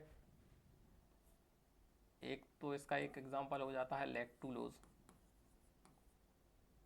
लैक्टुलोज। एक एग्जाम्पल है सेलुबायोस। ठीक, ये दो एग्जाम्पल और है यदि आपको याद रखना है। एक तो और होता है जाइलोबायोस भी होता है अलग ही, लेकिन मेन जो आपको एग्जाम्पल याद रखना है वो तीन आपको एग्जाम्पल याद रखना है। कौन कौन से, एक तो माल्टोस, दूसरा लैक्टोस और तीसरा क्या है, सुक्रोज। और इसके आपको उपनाम भी याद रखना है, और किस नाम से बुलाते हैं, क्योंकि ये जहाँ पर शर्करा उपस्थित रहती है उसी के आधार पर इनको उपनाम भी दिया गया है, तो इसलिए ये इंपॉर्टेंट हो जाते हैं। तो माल्टोस को हम क्या बोलते हैं, माल्ट शुगर भी बोलते हैं, लैक्टोस को हम क्या बोलते हैं, तो मिल्क शुगर भी बोलते हैं, और सुक्रोज को हम क्या बोलते हैं, इसको हम टेबल शुगर भी बोल देते हैं या फिर कैन शुगर भी बोल देते हैं। ठीक, चलो, दो चीज़ें हमने देख ली, मोनोसेक्राइड देख लिया, डाइसेक्राइड देख लिया। आगे बात करते हैं, आगे हम देखते हैं कौन से क्या पढ़ने वाले हैं। हम बात करते हैं पॉलीसेक्राइड की।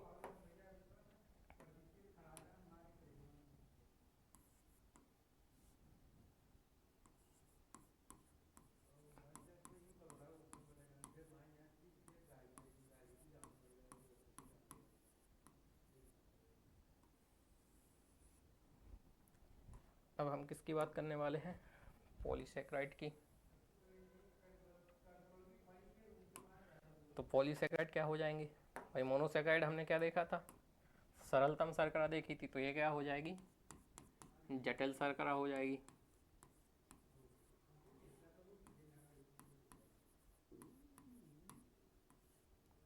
ठीक, ये क्या हो जाएंगी, जटिल शर्करा हो जाएंगी। इसमें क्या है, मोनोसेक्राइड की बहुत सारी यूनिट, 10, बहुत सारी मतलब 10 या 10 से अधिक, 10 से अधिक कितनी, हज़ार भी हो सकती हैं। तो जब मोनोसेक्राइड की 10 या फिर उससे अधिक यूनिट्स, अणु आपस में आकर मिल जाते हैं ग्लाइकोसाइडिक बॉन्ड के द्वारा, तो वो किस चीज़ का निर्माण करते हैं, पॉलीसेक्राइड का निर्माण करते हैं। ठीक, तो इसको हम दूसरा नाम एक और क्या दे सकते हैं, इसको हम क्या बोल रहे हैं, मोनोसेक्राइड का बहुलक भी बोल सकते हैं।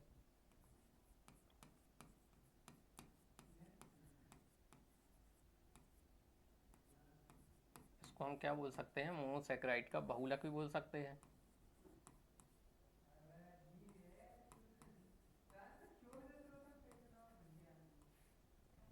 यानी पॉलीमर ऑफ मोनोसेक्राइड्स। ठीक,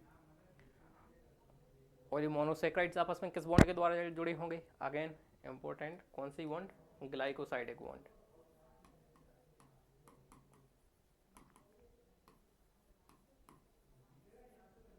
कौन सी बॉन्ड पाई जाएगी, ग्लाइकोसाइडिक बॉन्ड पाई जाएगी। ठीक, इसकी यदि हम प्रॉपर्टीज देखें तो ये सामान्यतः क्या है, मीठे नहीं होते।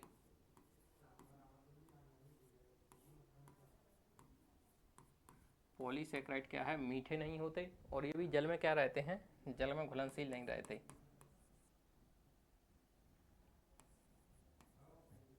ये क्या है, जल में अघुलनशील रहते हैं।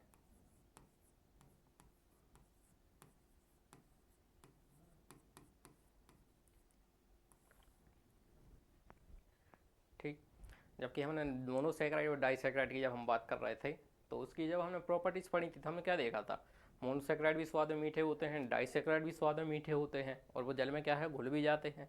लेकिन जो हमारे पॉलीसेक्राइड रहते हैं वह जनरली स्वाद में क्या है, मीठे नहीं होते, और ये जल में भी कैसे रहते हैं, यह जल में भी क्या रहते हैं, अघुलनशील रहते हैं, जल में ये आसानी से क्या है, घुलते नहीं हैं। ठीक, और इसको हमने एक और नाम क्या दिया, इसको हम क्या बोल सकते हैं, मोनोसेक्राइड का बहुलक बोलते हैं, पॉलीमर ऑफ मोनोसेक्राइड्स। ठीक, इसके कुछ इंपॉर्टेंट एग्जांपल हम देख लेते हैं। तो एक तो सबसे अच्छा इसका एग्जांपल क्या है,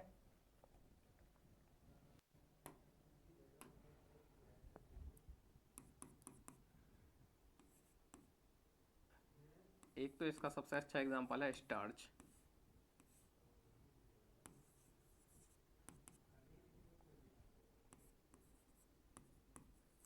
हिंदी में इसको हम क्या बोलते हैं, मंड बोलते हैं।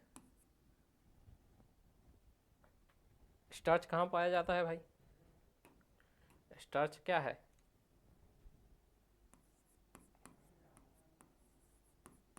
पौधों में जो हमारा संचित भोजन होता है वो किस रूप में होता है,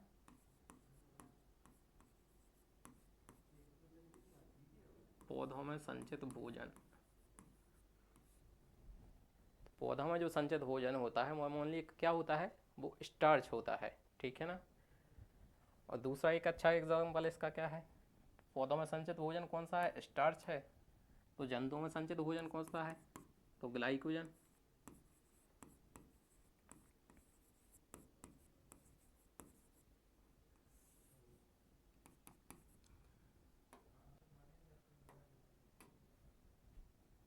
क्या है, जंतुओं में संचित भोजन।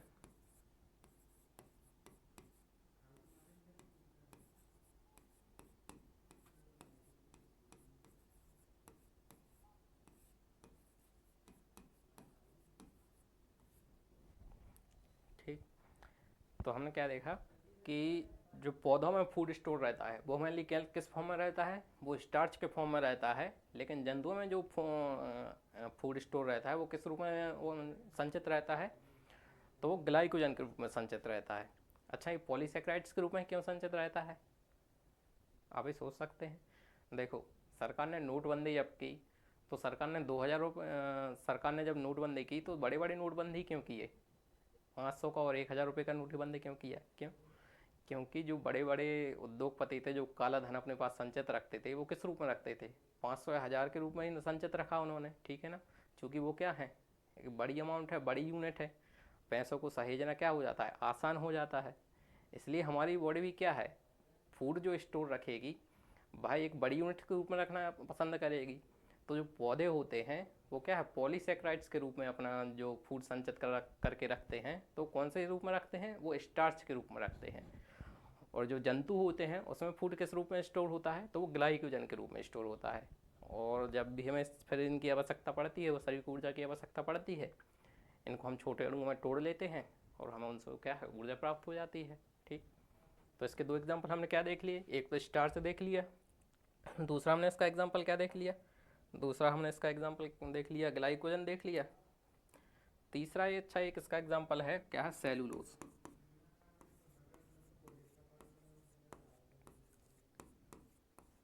तीसरा एक अच्छा एग्जाम्पल इसका क्या है, सेलुलोज। ठीक। सेलुलोज कहाँ मिलेगा हमारे लिए, तो जो हमारे प्लांट्स की सेल वॉल होती हैं, क्या, पादप की जो कोशिका भित्ति होती है उसमें मेन कंपोनेंट क्या रहता है, तो वो सेलुलोज ही रहता है। पादप पादप कोशिका की, सॉरी पादप नहीं, पादप कोशिका,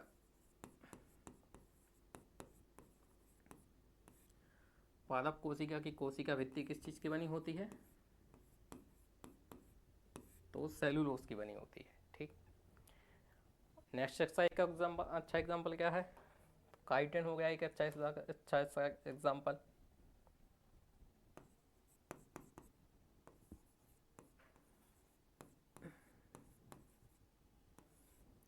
काइटिन, काइटिन मेनली कहाँ पाया जाता है, तो काइटिन हम कहाँ देखते हैं, जो फंगस होती है यानी कवक,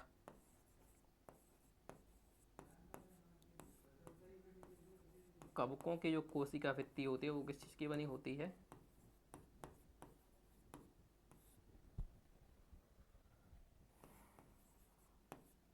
वो काइटिन की बनी होती है। कवकों की कोशिका भित्ति किस चीज़ की बनी होती है, काइटिन की बनी होती है। ठीक। अच्छा एक चीज़ और आपको याद रखना है, काइटिन में क्या है, जो कीट पतंगे रहते हैं ना, उसका जो बाह्य कंकाल तंत्र रहता है, एक्सोस्केलेटन सिस्टम रहता है, वो भी किस चीज़ का बना होता है, वो भी काइटिन का बना रहता है। क्या,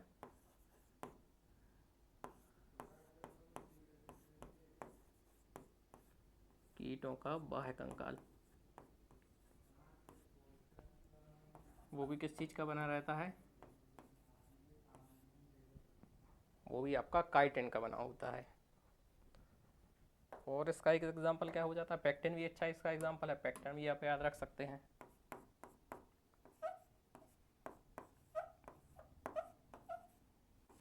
ठीक। तो ये कुछ पॉलीसेक्राइड के इंपॉर्टेंट एग्जांपल हमने देख लिए। ठीक।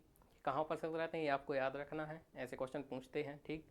स्टार्च हमें कहाँ मिलता है, तो पौधों में हमारा जो संचित भोजन होता है वो किस चीज़ में उपस्थित रहता है, वो स्टार्च के रूप में संचित होता है, स्टोर होता है। ठीक।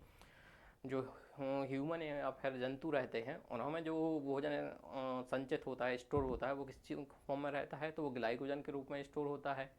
नेक्स्ट हमने क्या देखा, सेलुलोज देखा। तो सेलुलोज मेनली कहाँ उपस्थित रहता है, तो जो हमारी प्लांट सेल्स रहती हैं, प्लांट सेल की जो सेल वॉल रहती है, कोशिका भित्ति रहती है, वो किस चीज़ की बनी होती है, वो सेलुलोज की बनी होती है।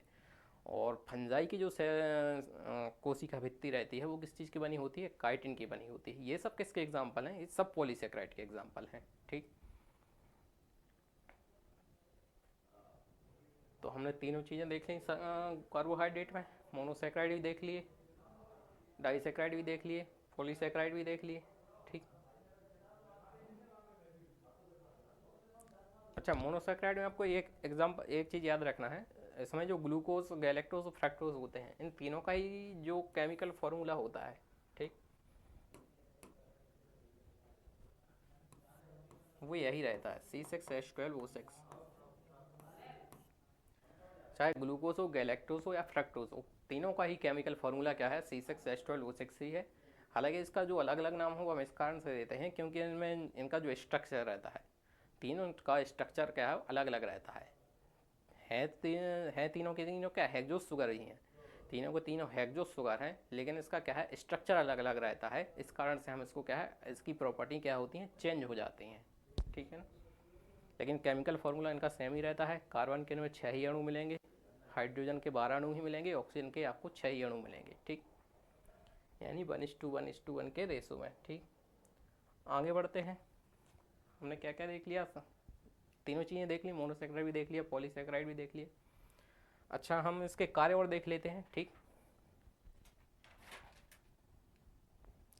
कार्बोहाइड्रेट के हम कार्य और पढ़ लेते हैं।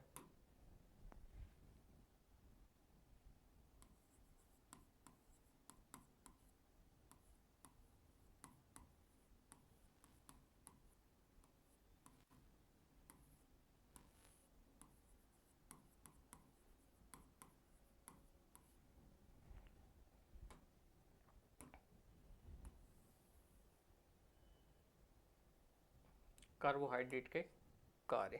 ठीक,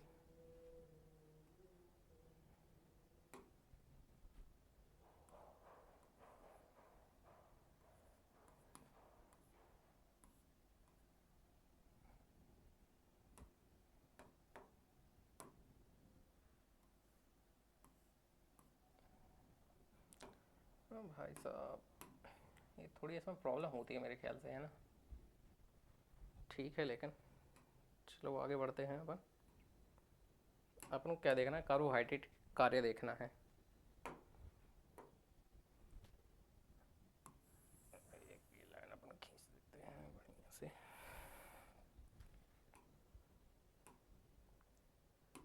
तो सबसे मुख्य कार्य तो हमने पहले इसका देख ही लिया था। मैंने हमने इसका कार्य क्या देखा था, ऊर्जा का उत्पादन। ठीक, ये शरीर में क्या है, ऊर्जा का क्या है, प्रमुख स्रोत है। तो पहला तो इसका कार्य वही हो जाता है, ऊर्जा उत्पादन। इससे हमें कितनी ऊर्जा मिलती है, इससे हमें लगभग 4 किलो कैलोरी ऊर्जा प्राप्त होती है।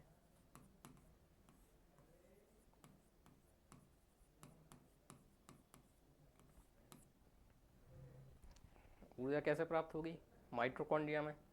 ठीक है, वो जब हम श्वसन वाला टॉपिक पढ़ेंगे तो रेस्पिरेशन में हम देखेंगे कि किस प्रकार से जो ग्लूकोज रहता है उसका ऑक्सीडेशन होता है और हमें एटीपी और एनएडीपी के रूप में हमें क्या है, ऊर्जा प्राप्त होती है। ठीक, तो एक ऐसा सबसे महत्वपूर्ण काम क्या होता है कि हमारे शरीर में क्या है, ऊर्जा का क्या है, प्रमुख स्रोत है।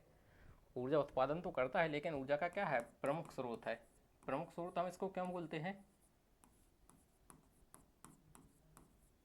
ठीक, प्रमुख स्रोत हम इसको इसलिए बोलते हैं क्योंकि हमारे लिए क्या है, इंस्टेंट एनर्जी प्रदान करता है। ठीक, देखा आपने, जैसे देखा होगा कि मैराथन वगैरह जो होती है, ठीक, मैराथन में जगह जगह पर लोग क्या है, जो दौड़ने वाले रहते हैं, जो प्लेयर रहते हैं, उनके लिए ग्लूकोज प्रोवाइड किया जाता है। ठीक, नॉर्मली और कुछ भी अपन उनको प्रोवाइड कर सकते हैं, लेकिन चूँकि मेनली उनको क्या है, जल में घोल के ग्लूकोज ही दिया जाता है। क्यों, क्योंकि ग्लूकोज से क्या होता है, ग्लूकोज पीते ही हमारे शरीर में क्या है, इंस्टेंट एनर्जी मिलती है।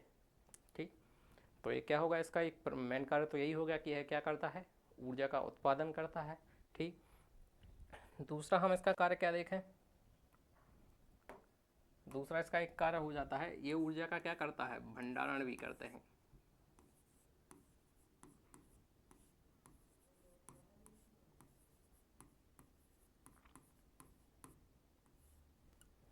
ऊर्जा का क्या होता है, भंडारण भी होता है।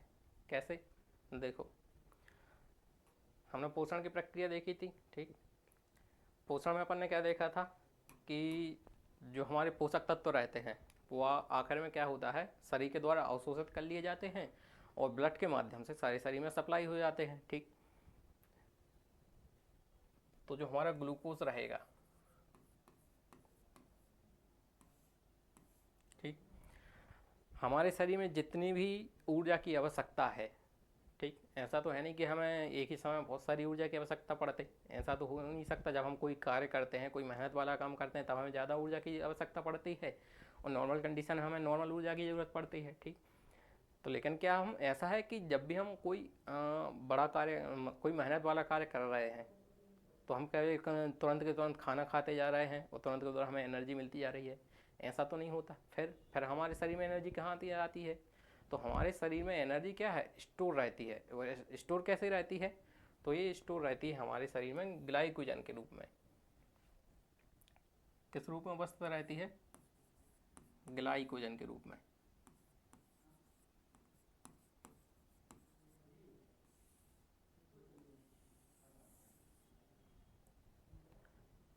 ये ग्लाइकोजन के रूप में कैसे कन्वर्ट हो जाती है? देखो, हमारे शरीर में ब्लड में जितनी ग्लूकोज मिलती है, ठीक, हमारे शरीर को ऊर्जा की जितनी आवश्यकता रहती है, शरीर के माध्यम से ग्लूकोज कोशिका उतनी कोशिकाओं तक पहुंच जाता है।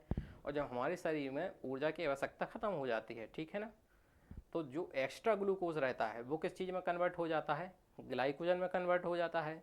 और ग्लाइकोजन के रूप में ये क्या है, हमारे शरीर में स्टोर हो जाता है। अच्छा, ग्लाइकोजन भी हमारे शरीर में कहाँ स्टोर होगा?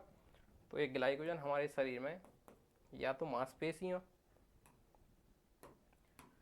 ग्लाइकोजन हमारी मांसपेशी, या फिर हमारा जो लीवर होता है, मांसपेशियाँ या फिर लिवर, ग्लाइकोजन के रूप में कहाँ ये स्टोर होगा? तो या तो मांसपेशी में स्टोर होगा, या फिर दूसरा कहाँ हो सकता है, लिवर में स्टोर होगा। ठीक, तो किस फॉर्म में स्टोर होता है? तो ग्लाइकोजन के रूप में स्टोर होता है। ठीक, अच्छा, ग्लूकोज से जब हम ग्लाइकोजन के रूप में कन्वर्ट करते हैं, ठीक, तो एक एंजाइम काम करता है। अच्छा, ये प्रोसेस क्या है? इस प्रोसेस का भी एक नाम आपको याद रखना है। इसको हम क्या बोलते हैं? इस प्रोसेस को हम बोल देते हैं ग्लाइकोजेनेसिस।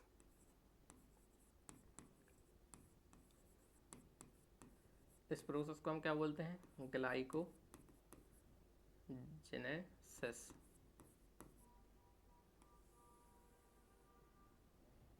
और ये काम कौन करता है?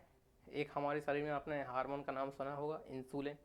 इंसुलिन हमारा क्या करता है? इंसुलिन का काम आपने पढ़ा होगा, यह हमारे ब्लड शुगर को क्या रहता है, मेंटेन रखता है। ठीक, तो हमारे ब्लड में जो एक्स्ट्रा शुगर रहेगी, यानी एक्स्ट्रा जो ग्लूकोज रहेगा, उसको क्या इंसुलिन वो किस चीज़ में कन्वर्ट कर देगा? हार्मोन यहाँ पर अपन कौन सा देख रहे हैं? इंसुलिन। जो हमारे ब्लड में एक्स्ट्रा शुगर रहती है उसको इंसुलिन क्या करता है, उस ग्लूकोज को ग्लाइकोजन में कन्वर्ट कर देता है, और वो ग्लाइकोजन हमारे क्या है, शरीर में स्टोर हो जाती है।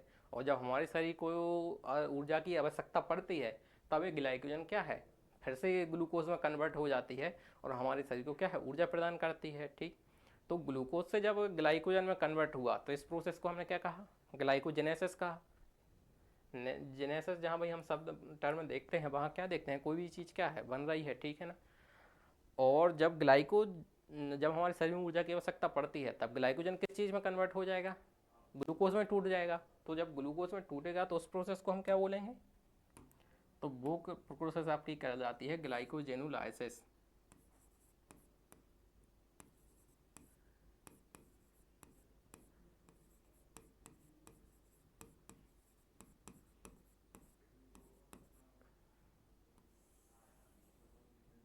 वो प्रोसेस आपकी क्या कहलाती है? ग्लाइकोजिनोलाइसिस कहलाती है।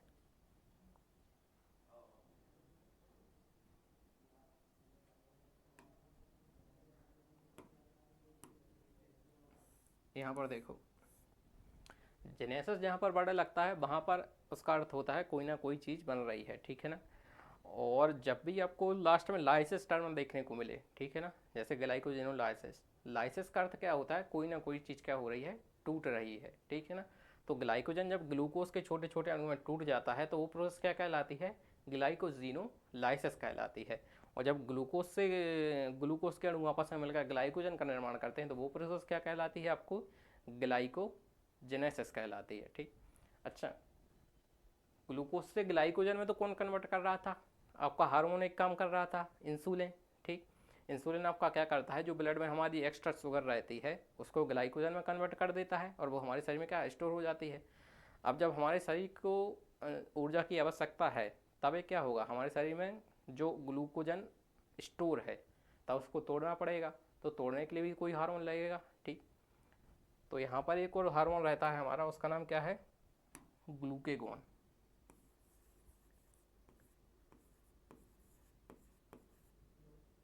तो ग्लूकेगॉन क्या करता है, यह जो अपना ग्लाइकोजन रहता है इसको किस चीज़ में तोड़ देता है, इसको ग्लूकोज में कन्वर्ट कर देता है। ठीक है, ये इम्पोर्टेंट है, तीन चारों चीज़ें आपको याद रखनी है। ठीक,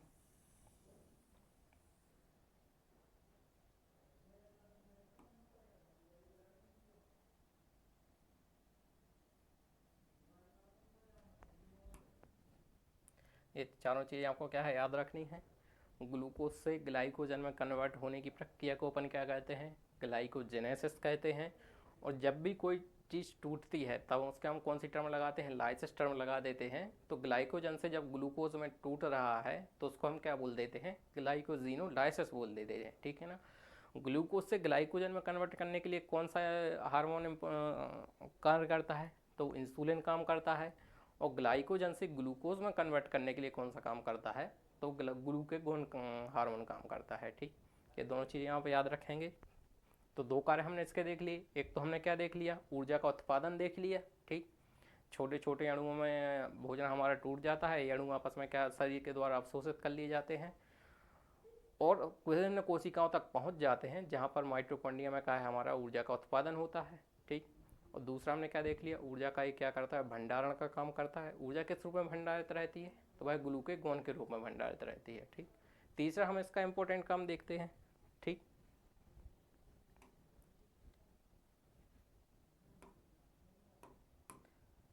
तीसरा एक इसका एकदम इम्पोर्टेंट काम है, वो क्या है, यह प्रोटीन की बचत करता है।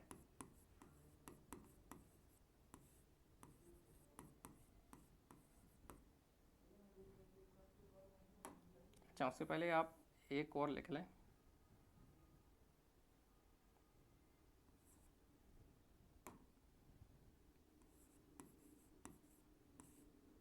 रक्त में शर्करा का नियमन।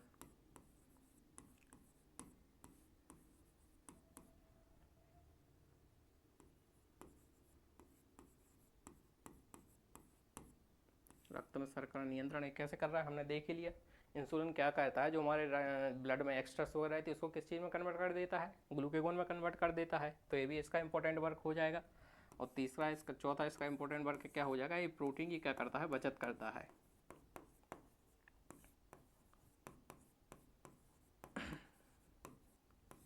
प्रोटीन की बचत कैसे करता है, क्योंकि देखो हमारे शरीर में वृद्धि एवं विकास के लिए जो मेन पोषक तत्व उत्तरदायी है वो कौन सा है, प्रोटीन है, ठीक है ना। हमारे शरीर में जो भी निर्माण कार्य हो रहा है उसके लिए हमें प्रोटीन की आवश्यकता पड़ती है, ठीक। लेकिन यदि प्रोटीन हमारा ऊर्जा के लिए यूज़ होने लग गया तब हमारे शरीर का वृद्धि और विकास रुक जाएगा, ठीक है ना। लेकिन ग्लूकोज इसकी बचत कैसे करता है, तो हमने देख लिया। यदि हमारे शरीर में मान लो ग्लाइकोजेनेसिस की प्रोसेस नहीं हो रही होती, ठीक है ना, हमारा जो ग्लूकोज है वो ग्लाइकोजन में कन्वर्ट ही नहीं हो रहा होता, हमारे शरीर में संचित ही नहीं हो रहा होता, तब हमारे शरीर को वही कार्य करने के लिए ऊर्जा की आवश्यकता पड़ती। और जब उसको ऊर्जा की आवश्यकता पड़ती तब वो किस चीज़ के लिए निर्भर हो जाता, अन्य पोषक तत्वों से निर्भर हो जाता। तब वो क्या करता, जो फैट है उसको भी ऑक्सीजनेट करने के लगता, या फिर जो हमारा प्रोटीन है उसको भी ऑक्सीजनेट करने लगता। तो ये प्रोटीन की एक प्रकार से क्या करता है, बचत करता है, प्रोटीन को बचाता है ताकि वो हमारे वृद्धि एवं विकास में सहायक हो सके, ठीक। हालांकि ऐसा नहीं है कि प्रोटीन हमेशा ही ऊर्जा प्रदान नहीं करता। जब हम देखते हैं, जब ऐसी कंडीशन आती है कि मान लो कोई व्यक्ति लगातार उपवास रखता है, 4-5 दिन का उपवास रख रहा है, ठीक है ना, तब शरीर को कार्य करने के लिए तो ऊर्जा की आवश्यकता पड़ेगी, ठीक है ना। तब क्या होता है, जब शरीर में कार्बोहाइड्रेट नहीं बचता, मान लो पूरा का पूरा ग्लाइकोजन है वो शरीर यूज कर चुका है, तो उसके बाद वो फैट का डिकम्पोजिशन करेगा, ठीक है ना। फैट भी नहीं है तब वो क्या है, प्रोटीन का डिकम्पोजिशन करने लग जाता है, ठीक। तो 3-4 इसके हमने कार्य देख लिए। एक और इसका कार्य क्या हो जाता है, यह पाचन में भी मदद करता है हमारा।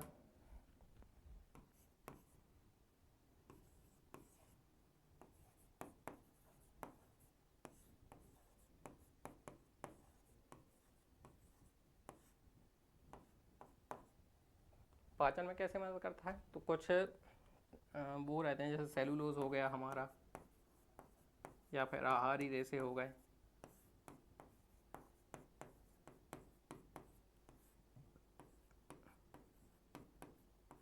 क्या है, सेलुलोज हमारे शरीर में क्या है, पाचन तो नहीं होता लेकिन हमारे पाचन में सहायता जरूर करता है, ठीक। भोजन को अच्छे से पचाने में क्या है, सहायता जरूर करता है। एक तो सेलुलोज हो गया, या फिर आहारी रेशे हो गए, ठीक। और एक इसका हम कार्य क्या देख सकते हैं, जो हमारे मैक्रो मॉलिक्यूल रहते हैं उनका भी निर्माण करता है।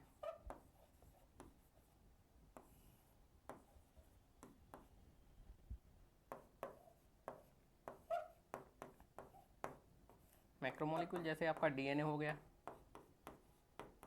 आरएनए हो गया, ठीक है ना। या फिर सेल वॉल हो गई, ठीक है ना। ये सब क्या है, मैक्रोमोलिक्यूल है ना, बड़े बड़े यौगिक हैं, ठीक है ना। इसका भी निर्माण करता है, ठीक है। जैसे हम डीएनए देख रहे हैं, डीएनए भी क्या है, डीऑक्सीराइबोस शुगर पाई जाती है। आरएनए हम देख रहे हैं तो उसमें राइबोस शुगर पाई जाती है। तो ये सब भी क्या है, सब शर्करा है। तो इनसे क्या है, मैक्रोमोलिक्यूल्स का भी निर्माण हो रहा है। तो ये कुछ इसके इंपॉर्टेंट काम हो गए, ठीक। तो ये था आज का लेक्चर। एक बार हम रिकॉल कर लेते हैं हमने क्या क्या आज पढ़ा है, ठीक।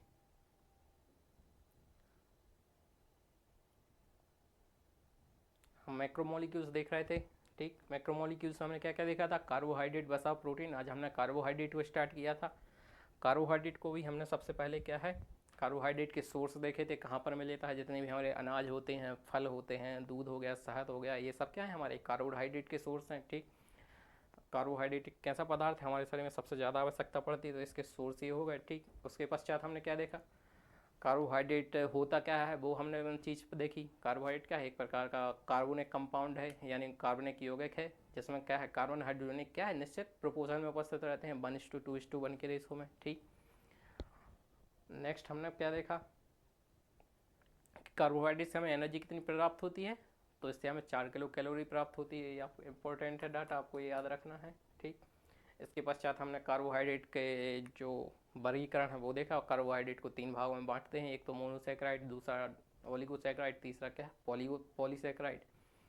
ओलिगोसेक्राइड क्या होते हैं, जब 2 से 9 मोनोसेक्राइड के अणु आपस में मिलकर क्या क्या बनाते हैं, ओलिगोसेक्राइड बनाते हैं। और 10 या 10 से अधिक अणु जब आपस में मिलते हैं तब उसको हम क्या बोल देते हैं, पॉलीसेक्राइड बोल देते हैं, ठीक। ट्राइसेक्राइड के कुछ एग्जांपल आपको याद रखने को बोला था, एक तो रेफिनोज हो गया, जेंटिनोज हो गया। टेट्रासेक्राइड का एक इंपॉर्टेंट एग्जांपल क्या हो जाता है, तो स्टेकायोज हो जाता है, ठीक। इसके पश्चात हमने मोनोसेक्राइड के कुछ एग्जांपल देखे थे। मोनोसेक्राइड क्या है, ये सरलतम शर्करा है, ठीक। मोनोसेक्राइड के कुछ एग्जांपल हमने इंपॉर्टेंट क्या देखे थे, ग्लूकोज देखा था, गैलेक्टोज देखा था, फ्रक्टोज देखा था, ठीक। इसके हमें क्या रखना है, इसके जो उपनाम है वो भी याद रखना है, ठीक है ना। जैसे ग्लूकोज को हमने क्या बोला था, रक्त शर्करा भी बोला था, और इसको हमने क्या बोला था, कोशिकीय ईंधन भी बोला था, ठीक है ना। गैलेक्टोज को हमने क्या बोला था, नर्व शुगर बोला था। फ्रक्टोज को हमने क्या बोला था, फ्रूट शुगर बोला था, ठीक। तो ये आपको याद रखना है। नेक्स्ट हमने डाइसेक्राइड के कुछ इंपॉर्टेंट एग्जांपल देखे थे। माल्टोज देखा था, माल्टोज को हमने क्या बोला था, माल्ट शुगर बोला था। लैक्टोज देखा था, लैक्टोज को हमने क्या नाम दिया था, मिल्क शुगर नाम दिया था, ठीक। उसके बाद हमने सुक्रोज देखा था, सुक्रोज को हमने कैन शुगर नाम दिया था। या फिर और क्या देखा था, इसको कैन शुगर को और क्या बोलते हैं, सुक्रोज को टेबल शुगर भी बोलते हैं, ठीक। इसके पश्चात हमने पॉलीसेक्राइड के कुछ एग्जांपल देखे थे। स्टार्च देखा, ग्लाइकोजन देखा, सेलुलोज देखा, काइटिन देखा, पेक्टिन देखा, ठीक। और आखिरी में हमने क्या है, ग्लूकोज कार्बोहाइड्रेट के जो इंपॉर्टेंट कुछ काम होते हैं वो देखे। इसमें भी आपको क्या रखना है, ये 2 प्रोसेस आपको याद रखना है, ठीक है ना। शरीर में हमारे ऊर्जा का भंडारण किस फॉर्म में होता है, तो ग्लाइकोजन के रूप में होता है। तो ग्लूकोज से जब ग्लाइकोजन बनता है, उस प्रोसेस को हमने क्या बोला था, उसको हमने ग्लाइकोजेनेसिस बोला था। और जब ग्लाइकोजन वापस से ग्लूकोज में टूट जाता है तब उसको हमने क्या बोला था, ग्लाइकोजिनोलाइसिस बोला था। जो ग्लाइकोजेनेसिस होती है उसके लिए कौन सा हार्मोन उत्तरदायी था, तो इंसुलिन था। इंसुलिन क्या करता है, हमारे ब्लड में जो शुगर का लेवल है उसको मेंटेन रखता है। मेंटेन कैसे रखता है, जो हमारे शरीर में एक्स्ट्रा ग्लूकोज होता है, जो हमारे शरीर को ऊर्जा की आवश्यकता नहीं रहती है, तो वो एक्स्ट्रा ग्लूकोज को किस चीज़ में कन्वर्ट कर देता है, ग्लाइकोजन में कन्वर्ट कर देता है। और ग्लूकेगोन क्या करता है, जब भी हम कोई मेहनती वाला कार्य करते हैं, जब हमारे लिए क्या है, ऊर्जा की आवश्यकता पड़ती है, तब वो ग्लाइकोजन को वापस से क्या है, ग्लूकोज में कन्वर्ट कर देता है। इस प्रोसेस को हमने क्या बोला था, ग्लाइकोजेनोलाइसिस बोला था। इसके अलावा हमने कुछ और इंपॉर्टेंट काम देखे थे, जैसे ऊर्जा का उत्पादन, तो ये हमारा क्या मेन काम हो जाता है कार्बोहाइड्रेट का। एक है हमारे शरीर में ऊर्जा का प्रमुख स्रोत है, ये हमारा क्या करता है, इंस्टेंट एनर्जी प्रदान करता है। और हमने इसके क्या काम देखे, ऊर्जा का भंडारण देख लिया, रक्त में शर्करा का नियंत्रण देख लिया, प्रोटीन की बचत देख ली, ठीक। तो ये था हमारा आज का सेशन, ठीक। चलिए मिलते हैं कल। जय हिंद।